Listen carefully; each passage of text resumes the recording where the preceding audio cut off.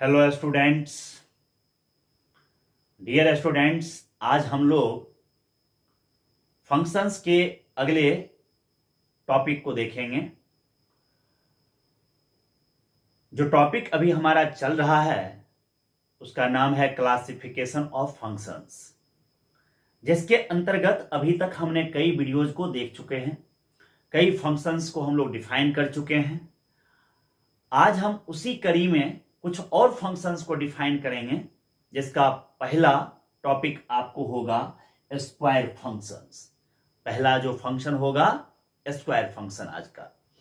तो आइए हम देखते हैं इस स्क्वायर फंक्शन को क्या होता है ना, जिसको हम वर्ग फलन कहें, वर्ग फलन। ठीक है, छोटे छोटे फंक्शंस को जब हम लोग समझेंगे, धीरे धीरे आगे बढ़ेंगे, तो हमारे लिए यह टॉपिक जो है, फंक्शन जो है, बहुत आसान हो जाएगा।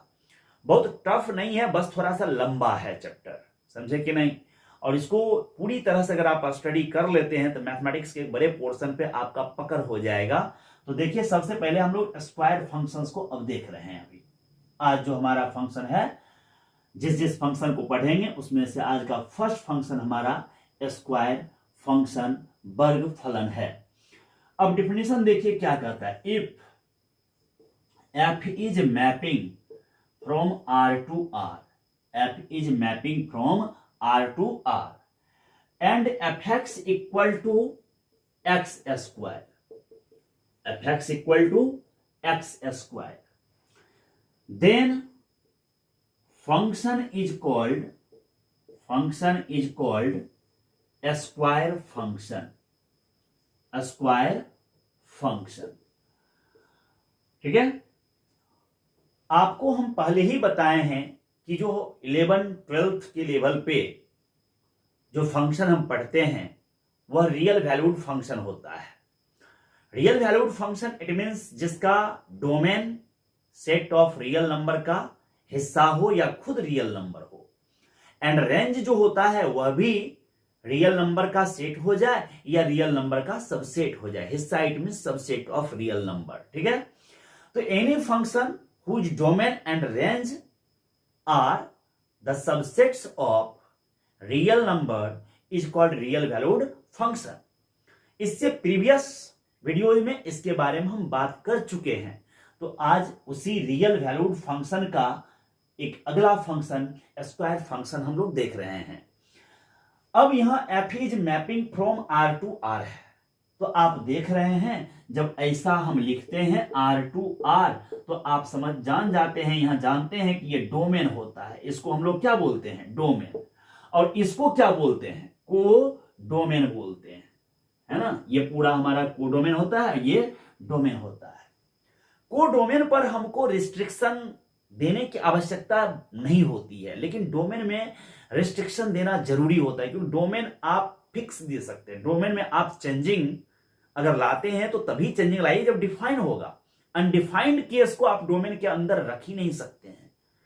डोमेन के अंदर आप अनडिफाइंड वैल्यूज को नहीं रख सकते, ऐसे वैल्यूज को नहीं रख सकते जहां पर फंक्शन अनडिफाइंड हो जाए, है ना।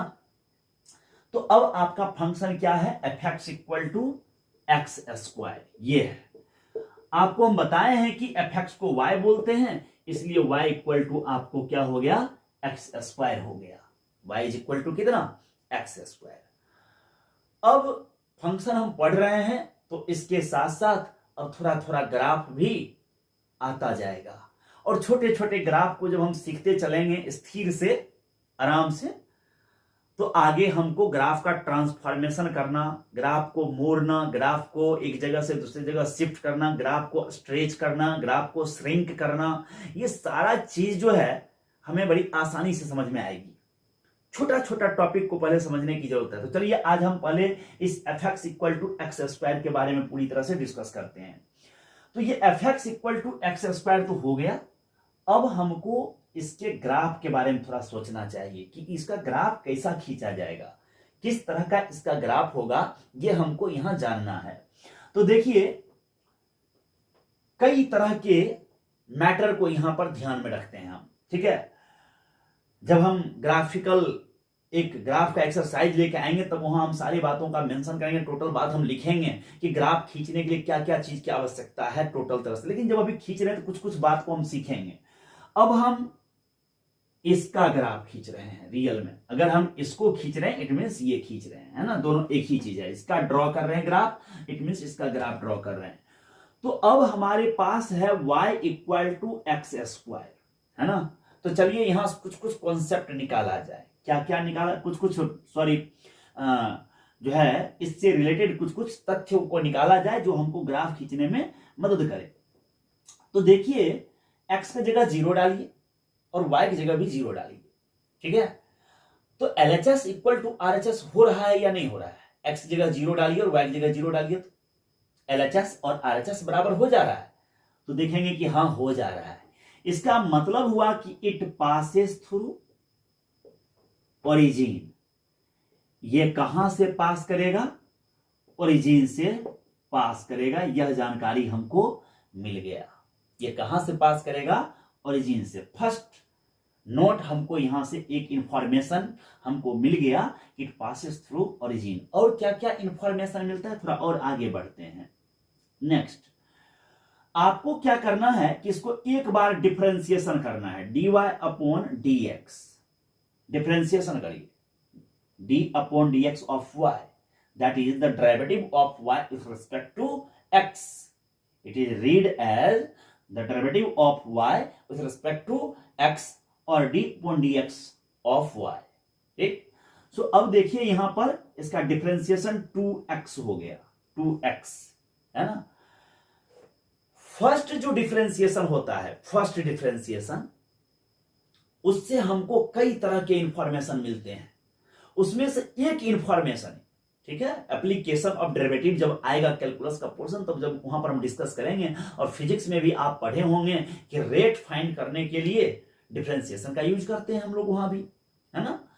आप देखे होंगे कि डिस्प्लेसमेंट का डिफरेंशिएशन करने पे वेलोसिटी मिल जा रहा है, वेलोसिटी का डिफरेंशिएशन करने पे एक्सेलरेशन मिल जा रहा है। तो ये जो आप देखिए वहां पर डिफरेंशिएशन का वो एप्लीकेशन था। तो उसी तरह से अब हम यहां समझ रहे हैं और मोनोटोनिक कैरेक्टर को अब जानेंगे यहां से कि dy अपॉन dx ये 2x आया। और फर्स्ट डिफरेंशिएशन x के जिस वैल्यू के लिए, फर्स्ट डिफरेंशिएशन x के जिस वैल्यू के लिए पॉजिटिव होगा, उस हिस्से में फंक्शन इंक्रीज करेगा। साइन देखेंगे किसका? dy अपॉन dx का। कैरेक्टर किसका बताएंगे? फंक्शन का।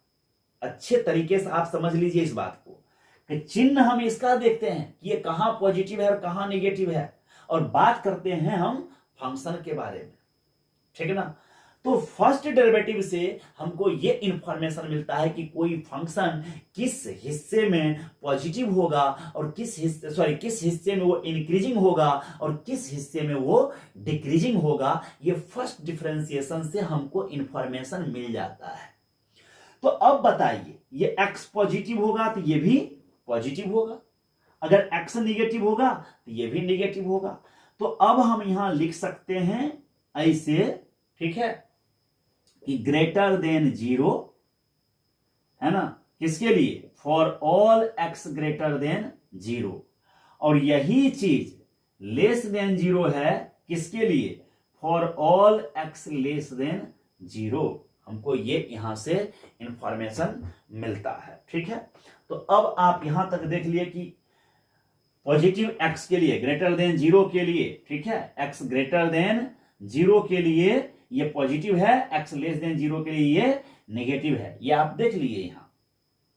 तो अब यहां समझिए, जिस वक्त x पॉजिटिव होगा उस वक्त ये पॉजिटिव होगा, और जब ये पॉजिटिव होगा तो ये इंक्रीजिंग होगा। ये क्या होगा? इंक्रीजिंग होगा। और जिस वक्त ये निगेटिव होगा उस वक्त ये फंक्शन डिक्रीजिंग होगा। तो लिखेंगे हम यहां पर देयरफॉर, क्या रिजल्ट मिला? Therefore fx equal to x square is increasing for all x greater than 0। और इसी में लिखेंगे fx equal to x square is decreasing होगा, ये घटेगा कब? For all x less than 0 के लिए। डिक्रीज मीन्स हाइट का नीचे आना, घटना, ठीक है। अब और आगे आइए। अब ये तो फर्स्ट डिफरेंशिएशन का हम यूज जाने कि ग्राफ में क्या कर सकते हैं। अब इसका थोड़ा सेकेंड डिफरेंशिएशन निकाल दीजिए। Second differentiation, second derivative d2 dx square of y, है ना, कितना हो जाएगा डिफरेंशिएशन? 2 हो जाएगा। Second derivative of y with respect to x is 2। First differentiation से तो हमको ये इंफॉर्मेशन मिलता है कि ग्राफ किस हिस्से में इंक्रीज होगा, किस हिस्से में डिक्रीज होगा। बट सेकेंड डेरिवेटिव से हमको ये इंफॉर्मेशन मिलता है कि फंक्शन कॉनकेव अपवर्ड होगा, कॉनकेव ऐसे, है ना, कॉनकेव अपवर्ड होगा कि कॉनकेव डाउनवर्ड होगा, है ना, कॉनकेव अपवर्ड या कॉनकेव डाउनवर्ड होगा। ये इंफॉर्मेशन हमको कहां से मिलता है? सेकेंड डेरिवेटिव से मिलता है। सेकेंड डेरिवेटिव से जिस हिस्से में सेकेंड डेरिवेटिव जो है पॉजिटिव होगा उसमें ग्राफ कॉनकेव अपवर्ड होगा, और जिस हिस्से में सेकेंड डेरिवेटिव नेगेटिव होगा उसमें कॉनकेव डाउनवर्ड होगा। याद हो गया? जिसमें आपको सेकेंड डेरिवेटिव, इट मींस दूसरा डिफरेंशिएशन पॉजिटिव होगा उसमें ग्राफ कॉनकेव अपवर्ड होगा, और जिसमें नेगेटिव होगा उसमें ग्राफ कॉनकेव डाउनवर्ड होगा। ठीक है, तो आइए अब यहां इसका हम ये भी थोड़ा ऑपरेशन कर दें, है ना, ये भी इसका पोस्टमार्टम कर देना जरूरी है। तो अब हम देख रहे हैं कि ये 2 है, पॉजिटिव है, और जब पॉजिटिव है तो सभी x के लिए पॉजिटिव है। सभी x के लिए क्यों कह दिए? क्योंकि यहां x तो है ही नहीं, x पर ये डिपेंड नहीं कर रहा है। तो लिखेंगे इट इज ऑलवेज पॉजिटिव, ये हमेशा पॉजिटिव है, ऑलवेज, है ना, ऑलवेज पॉजिटिव। और जब ऑलवेज पॉजिटिव है तो ग्राफ कैसा होगा? Concave upward for all x, सभी x के लिए ग्राफ क्या होगा? कॉनकेव अपवर्ड होगा, ऊपर की तरफ होगा। कॉनकेव अपवर्ड ऐसा पिक्चर होता है, ऐसे इसको कॉनकेव अपवर्ड कहते हैं। ये कॉनकेव डाउनवर्ड हुआ, ये कॉनकेव अपवर्ड, ये कॉनकेव डाउनवर्ड। तो अब आइए थोड़ा इसका ग्राफ हम ड्रॉ करते हैं। ये ऐसे हम लिए, ये हमारा x एक्सिस है और ये हमारा y एक्सिस है। क्लियर है? अब आप जानते हैं कि यहां ये जो ओरिजिन है इससे इधर का x निगेटिव है, यहां से इधर का x पॉजिटिव है। बोल दिया है कि ग्राफ कहां से पास होगा? ओरिजिन से, तो इससे तो पास होना तय है। अब इसमें कहा कि x निगेटिव जिस वक्त होगा, x निगेटिव, उस वक्त ग्राफ डिक्रीज करेगा, मतलब नीचे आएगा। लेकिन कैसे? कॉनकेव अपवर्ड, नीचे तो आएगा लेकिन कॉनकेव अपवर्ड। देखिए ये नीचे आ रहा है, हाइट इसका नीचे आ रहा है, गौर कीजिए, हाइट इसे नीचे आ रहा है। और गौर करिए कि ये कॉनकेव अपवर्ड, ऊपर की तरफ अपवर्ड है, कॉनकेव ऊपर तरफ कॉनकेव है, ऐसे। तो अब ये हाइट घट रहा है, डिक्रीज हो रहा है, और जो ही बोला कि x ग्रेटर देन 0 होगा उस वक्त ग्राफ क्या होगा? इंक्रीज होगा। लेकिन कैसे इंक्रीज होगा? Concave upward. तो इंक्रीज तो होना है ऐसे, और इसको देखिए ऐसे, अब ये इंक्रीज हो गया और कॉनकेव अपवर्ड। ये हमारा fx इक्वल टू क्या हो गया? x square. fx equal to x square का ग्राफ हो गया। समझ गए कैसे ग्राफ खिंचाया? fx equal to x square का। अब एक बात बताओ, इसमें अगर हम इसको अंतिम बिंदु से, इधर के अंतिम बिंदु से परपेंडिकुलर डालेंगे कि पूरा x एक्सिस को कवर कर लेगा कि नहीं कवर कर लेगा? ये कहां जाएगा? इधर बहुत ऊपर, ये भी उधर बहुत ऊपर। लेकिन जब वहां परपेंडिकुलर ड्रॉ करेंगे तो x एक्सिस को ढक लेगा पूरी तरह से। तो जितना ग्राफ में x एक्सिस ढकाता है उसको डोमेन कहते हैं। किसी भी ग्राफ के द्वारा जितना प्रोजेक्शन कटता है उसको ही हम क्या कहते हैं? डोमेन। तो डोमेन क्या हो गया इसका? All real number, all real number. इसमें तुम कुछ भी क्यों ना पुट कर दो, डिफाइंड वैल्यू आएगा। -2 का स्क्वायर 4, +2 का स्क्वायर 4, -3 का स्क्वायर 9, जो कुछ भी लीजिए तो आपको ऑलवेज स्क्वायर होकर के कुछ ना कुछ रियल वैल्यू देगा। लेकिन फिक्स कहा कि इमेजिनरी नंबर तो लेना ही नहीं है ना, इमेजिनरी नंबर के बारे में बात नहीं कर रहे हम। तो डोमेन ऑल रियल नंबर हो गया। अच्छा, रेंज क्या होगा? रेंज किसको कहते हैं? जो आउटकम्स आता है, जो रिजल्ट आता है। तो एक बार तो 0 आया और यहां से ऊपर इधर बढ़े चाहे उधर बढ़े, y तो पॉजिटिव होगा। क्या इसमें y कभी निगेटिव आएगा? बताइए हमको, इसमें कभी y निगेटिव होगा? तो y का वैल्यू ही रेंज है, तो y तो निगेटिव है ही नहीं। लेकिन y एक बार 0 है, अब बाकी टाइम ये +∞ तक चला गया। इसका मतलब रेंज हो गया 0 से लेके +∞। ऐसे क्यों रेंज 0 से ऊपर हुआ, समझ में आया? 0 के साथ 0 y का मिनिमम वैल्यू निकला यहां, है ना। और इसके बाद यहां आएंगे तो y हाइट बढ़ रहा है, यहां हाइट बढ़ रहा है, y positive y positive y positive, इसमें भी y पॉजिटिव पॉजिटिव पॉजिटिव, कहां तक जाएगा कहना संभव नहीं है। तो इसका मतलब हुआ कि रेंज 0 to ∞ तक चला गया, है ना, ओपन इंटरवल ∞ में। अब एक चीज देखिए, रेंज भी मिल गया। अब हमको देखना है कि ये फंक्शन कैसा है, कंटिन्यूअस है या डिसकंटिन्यूअस है। तो क्या कहीं पे ग्राफ टूटा? बताइए, तो कहीं भी ग्राफ ब्रेक हुआ है? एक बार पेन यहां से रखेंगे सीधे चला जाएगा, कहीं भी पेन को उठाने की आवश्यकता नहीं होगी। तो ये आपको कैसा फंक्शन है? कंटिन्यूअस फंक्शन है। कैसा है? कंटिन्यूअस। तो देखिए, ये कंटिन्यूअस तो समझ गए, कंटिन्यूअस। अब देखना है कि ये मेनी वन है कि 1 1 है, मेनी वन है कि 1 1। तो 1 1 किसको कहते हैं कि अलग अलग x रखेंगे तो अलग अलग y आना चाहिए। लेकिन अगर दो अलग अलग x के लिए सेम y आ जाए, दो अलग अलग x के लिए सेम y आ जाए, y मीन्स क्या? Outcome, result. अगर सेम रिजल्ट आ जाए तो ऐसी स्थिति में वो फंक्शन जो है मेनी वन हो जाएगा। अब आपका फंक्शन था fx equal to x square, fx equal to x square, तो x बराबर -2 पुट करिए, इट मीन्स f -2 निकालिए, तो -2 का स्क्वायर 4। अच्छा, x बराबर 2 ले लीजिए, f2 तो 4। अब आप ही देखिए कि इसमें x का डिफरेंट वैल्यू लिए, लेकिन y रिजल्ट जो निकला वो सेम निकल गया। तो अलग अलग x के लिए जब सेम रिजल्ट आता है तो उसको कहते हैं मेनी वन। या फिर आपको याद होगा कि हम सिखाए थे कि x एक्सिस के पैरेलल लाइन खींचिए, और पैरेलल लाइन खींचने पर अगर ग्राफ को एक से ज्यादा जगह कट कर दे तो समझ जाइए कि मेनी वन है। तो अगर हम ग्राफ में यहां x एक्सिस के पैरेलल लाइन खींच देंगे तो देखिए ये दो जगह कैंसिल किया, x एक्सिस के पैरेलल लाइन खींच दिए तो दो जगह। सो इसका नाम पड़ेगा अब मेनी वन फंक्शन। ये कैसा हो गया? मेनी वन फंक्शन है। fx equal to x square कैसा हो गया? Many one function. अच्छा, इसका कोडोमेन क्या था? All real number. रेंज क्या है? 0 to ∞। तो क्या ये और ये बराबर है? नहीं बराबर है। इसका तो मतलब होता है, r का मतलब क्या होता है? -∞ से +∞। ये पूरा मतलब इस नीचे से लेके यहां ऊपर तक ये पूरा हो गया।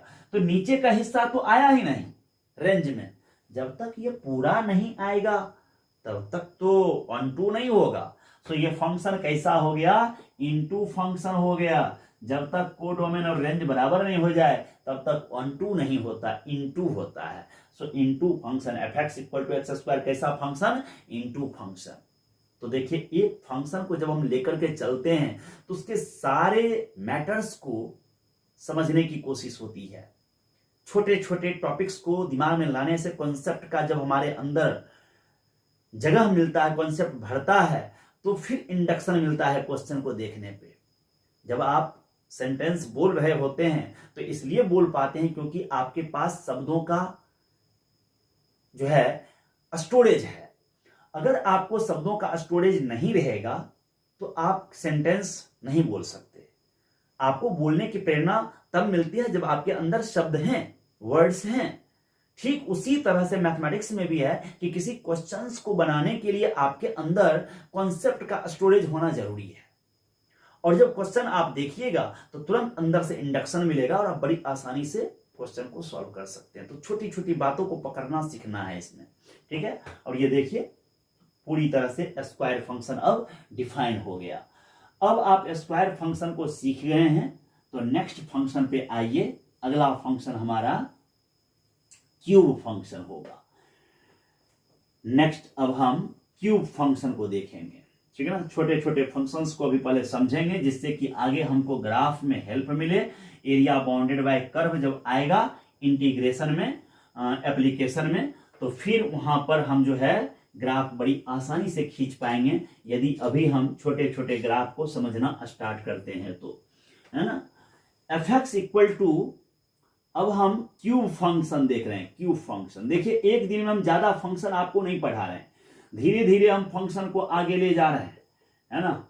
सो आप फंक्शन को अच्छे से समझिए। क्यूब फंक्शन, घन फलन, घन फलन, ठीक है। कॉम्पिटिटिव क्लास में फंक्शन पढ़ाने से इसलिए बचने का कोशिश करते हैं, बहुत ज्यादा इसके अंदर डेप्थ है और ज्यादा पढ़ाने का कोशिश रहता है, इसलिए उतना ज्यादा हम कोशिश नहीं करते। लेकिन 11-12 के बच्चे जो होते हैं उनको टाइम एक बहुत ज्यादा होता है, पर्याप्त मात्रा में उसके पास समय होता है, तो कोशिश करते हैं कि चलो इसको पढ़ाते हैं, लंबे टाइम तक अच्छे से सिखाने की कोशिश करते हैं।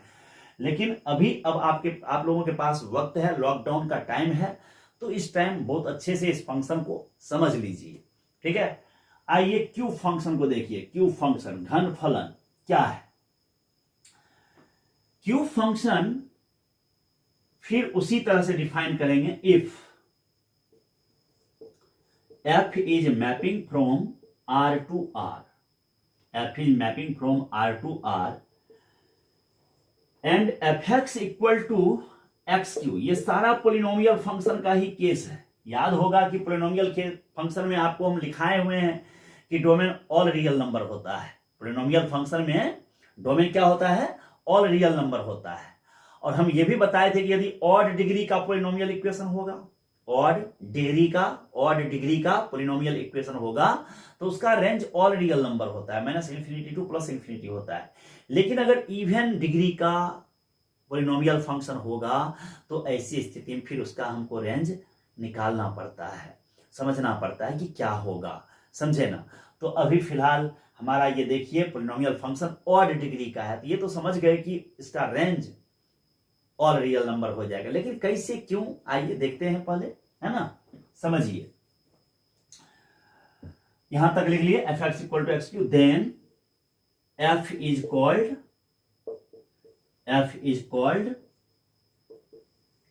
है ना, क्या कहलाएगा, f is called cube function, f is called cube function, then f is called cube function.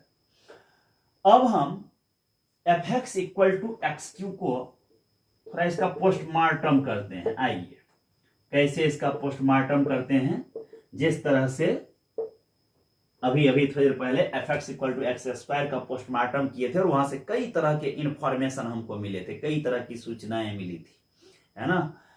जैसे पोस्टमार्टम एक अच्छा यहाँ पर एक वर्ड हो गया, जैसे कोई आदमी के साथ किसी तरह की कुछ घटना घटती है तो उसका पोस्टमार्टम अगर होता है तो वहां से इंफॉर्मेशन मिलता है, ठीक उसी तरह का यहाँ भी हम इसका पोस्टमार्टम कर रहे हैं और उससे फिर इंफॉर्मेशन निकाल रहे हैं। आइए देखिए, y इक्वल टू xq, तो फर्स्ट नंबर x की जगह 0 पुट कीजिए और y की जगह भी 0 पुट कीजिए, x की जगह 0 पुट करिए और y की जगह भी 0 पुट कीजिए। तो देखिए 0 0 इसको सेटिस्फाइड किया कि नहीं किया, LHS बराबर RHS हो गया, 0 इक्वल टू 0 बराबर है। इसका मतलब हुआ कि इट पासेस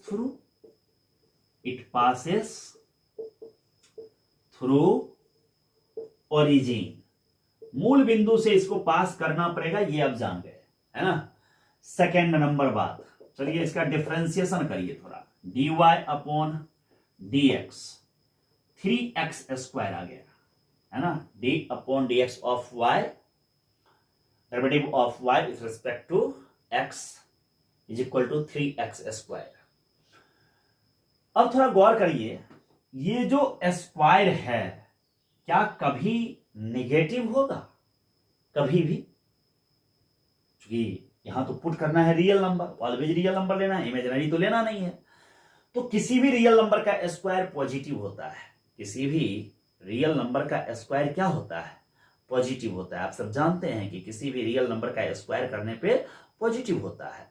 तो ये तो पॉजिटिव होगा या जीरो होता है।